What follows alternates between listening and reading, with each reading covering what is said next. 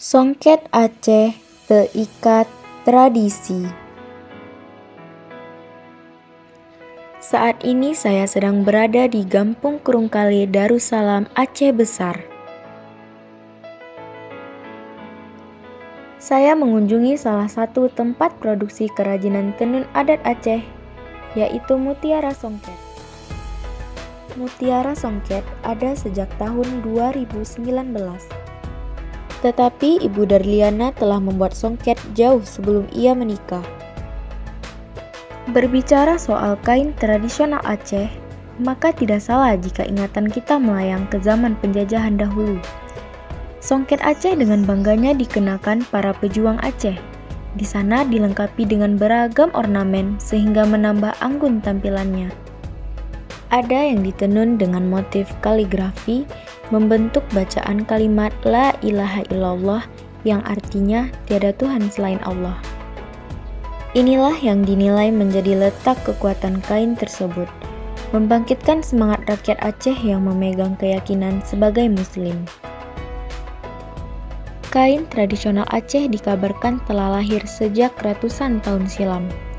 Hal ini bisa disamakan dengan budaya membatik pada masyarakat Jawa. Kain tenun Aceh pernah mengalami puncak kejayaannya pada era 1970-an. Berbicara tentang songket Aceh, ada baiknya kita tidak melupakan satu nama, yaitu Nyak Mu di Kecamatan Darussalam, Aceh Besar. Beliau memiliki pengaruh yang kuat dalam perkembangan usaha tenun songket Aceh. Kesehariannya bisa dikatakan selalu dekat dengan kain. Saking cintanya dengan kain, ia mampu menjaga kelestarian songket Aceh melewati 4 periode peperangan dan juga tsunami. Pada tahun 1973, ia mendirikan usaha tenun songket. Sejak saat itu, ia tak pernah lelah menjadi guru bagi ratusan perempuan Aceh yang datang dari berbagai daerah di Aceh. Mulai dari Aceh Timur, Lamno, Aceh Besar, serta Banda Aceh. Semuanya ingin belajar membuat kain tradisional Aceh berupa tenun songket. Dengan demikian, kini muncul generasi penerus yang mewarisi keindahan kain ini. Nyak Mu tidak memikirkan dirinya sendiri. Ia akan sangat merasa bangga jika ilmunya dikuasai para muridnya dan membuka usaha sendiri di rumah masing-masing. Tak heran jika sekarang banyak desa memiliki penenun songket Aceh yang ternama berkat ilmu yang diturunkan Nyak Mu. Nyatanya, Nyak Mu tak hanya fasih meniru motif tradisional, tetapi juga mahir menciptakan motif baru. Puluhan motif baru telah diciptakannya, di antaranya pintu Aceh dan bungung kertah atau bunga kertas. Motif-motif tradisional ini bahkan dibukukan Dinas Perindustrian dan Perdagangan Aceh pada tahun 1992. Pada periode 80-an hingga awal 90-an, kain tradisional Aceh karya Nyak Mu dipamerkan di Jakarta, Bali, hingga Sri Lanka, Singapura, dan Malaysia. Bukan hanya songketnya yang dibawa, namun Nyak Mu juga turut serta mempraktikkan langsung bagaimana proses pembuatannya. Di tengah teknologi modern soal perkainan, banyak pengunjung pameran yang terkagum-kagum dibuatnya. Tidak berlebihan kiranya jika Nyak Mu mendapat penghargaan Upakarti pada tahun 1991. Kecintaan Nyak Mu pada kain berawal tatkala ia menerima selembar kain pusaka warisan neneknya almarhumah Naimah atau biasa dipanggil Nyak Naim. Yang sedang kalian lihat sejak tadi, yaitu benang-benang merah ini merupakan proses menghani, merupakan tahapan awal dari proses penenunan, yaitu proses pembuatan helaian-helaian benang untuk dijadikan lungsi pada alat yang dinamai alat hani. Proses penenunan memerlukan waktu mulai dari 2 hingga 3 bulan. Alat yang digunakan untuk proses penenunan ini, selain satu set alat tenun, dibutuhkan juga baliro yang digunakan untuk menyentak benang di lungsi dengan benang pakan.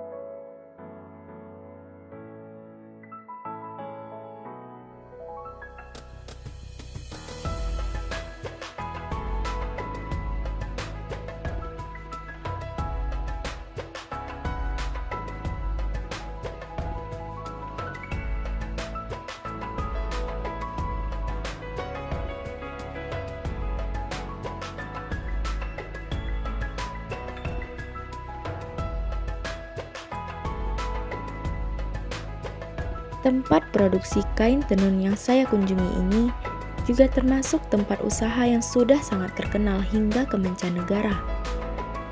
Salah satunya dipakai oleh artis tanah air Ariel Tatum di Paris dalam acara gala dinner yang diselenggarakan oleh L'Oréal Paris yang didesain langsung oleh desainer terkenal Didit Maulana pada tahun 2022.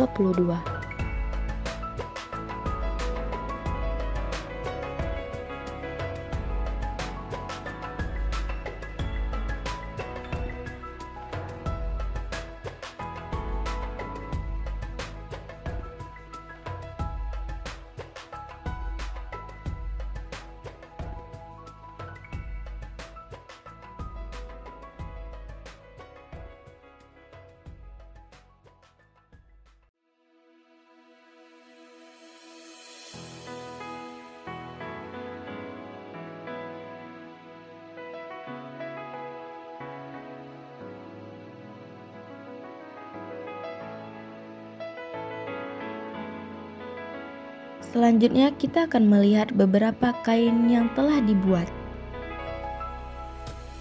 Nah, songket Aceh sendiri memiliki banyak sekali motif. Yuk kita kenali berbagai kain khas Aceh yang paling populer dengan filosofi indahnya.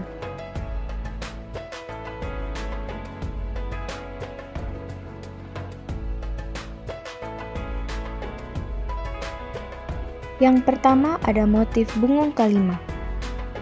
Ini merupakan salah satu motif kain khas Aceh yang berasal dari Aceh Besar. Ini merupakan salah satu kain yang mengandung makna cukup religius. Motif pada kain ini terdapat sejumlah ayat suci yang melambangkan doa tertentu. Umumnya dikenakan untuk penutup kepala perempuan seperti kerudung ataupun selendang. Motif yang kedua yaitu motif buah delima. Motif ini menggambarkan keindahan dari buah delima. Di dalam ayat suci Al-Quran diketahui buah delima adalah buah sehat yang ada di dalam surga nantinya. Dan masih banyak lagi motif-motif yang sangat bermakna. Seperti salah satu motif yang saya pakai saat ini, yaitu motif bungong pet ulah merantai atau bunga empat segi yang menggambarkan makna keindahan. Secara tersembunyi, bungong pet ulah ini memiliki analogi arah mata angin.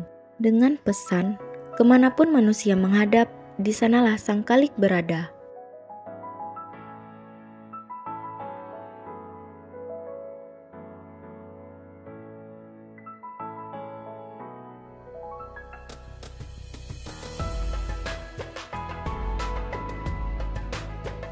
Lalu motif pintu Aceh. Ini mewakili kepribadian orang Aceh yang selalu rendah hati dan sabar. Selain itu, motif ini juga menggambarkan bahwa orang Aceh tidak mudah terbuka kepada orang asing. Konservatif, tetapi sangat baik kepada siapapun yang mengenal mereka. Harapan kepada generasi muda agar terus melestarikan warisan budaya dan tradisi kain tenun ini. Inilah salah satu pengenalan dari kearifan lokal yang masih harus dilestarikan. Di daerah kita disebut songket Aceh, Nah, di daerah kamu disebut apa? Yuk sama-sama generasi muda saling mengenal lebih jauh tentang kain tenun daerah masing-masing.